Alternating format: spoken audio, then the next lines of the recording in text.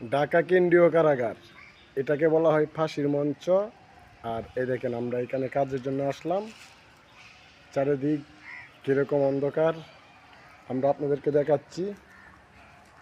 এই দেখেন ফাঁসির মঞ্চ বলা হয় এটাকে বলা হয় ফাঁসির মঞ্চ। এটা হচ্ছে ফাঁসি কার্য করা হইলে এই জায়গায় না ফাঁসি দেওয়া হতো।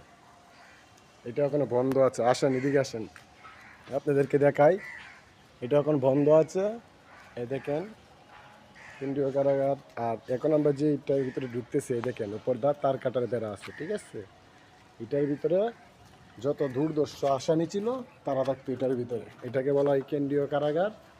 এই দেখেন এটার ভিতরে যত ফাঁসির আসামি ছিল তাদেরকে রাখা হতো এটার ভিতরে। তাদেরকে কোনো সময় একসাথে কেউ রাখতে পারতো না, কারণ তারা তো অনেক দুর্দর্শ আসামি ছিল। ওই এটার ভিতরে দেখা যায়। আমার তো বই করতেছে, তাই আমি যাচ্ছি না। আসবেন নাকি আপনি আমার সাথে? আসেন, দেখেন, আপনারা দেখেন। এটাকে বলা হয় কেন্দ্রীয় কারাগার। এটার ভিতরে আসামিরা থাকতো। এই আসামিরার জন্য অনেক আরও কিছু দেখাচ্ছি আপনাদেরকে।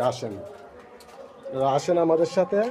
এই দেখেন এটিকে বলা হয়, এটার ভিতরে যত ফাঁসি দেওয়ার আসামি, ফাঁসির আসামি ছিল সব থাকতো এইগুলার ভিতরে। এই দেখছেন আপনারা? দেখেন, আপনাদেরকে জেলখানা দেখায়। আপনারা তো জেলখানা দেখতে অনেক পাগল, অনেক। আসেন আরও কিছু দেখায়। এটাকে বলা হয়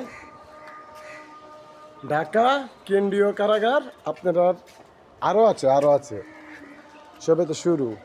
আসেন, এদিক দিয়ে লোকজন কাজ করতেছে, আমরাও কাজের জন্য আসলাম। ওই দেখেন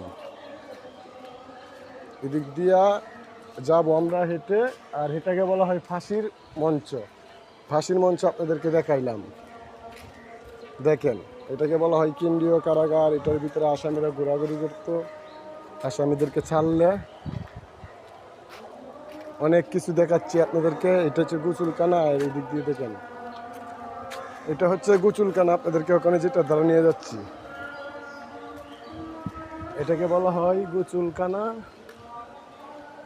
এখানে গোসল আসামিদের জন্য, আসামিরা গোসল করতো।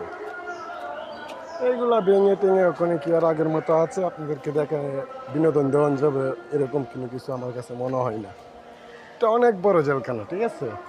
আপনাদেরকে আমরা খালি কিছু জিনিস দেখাইলাম।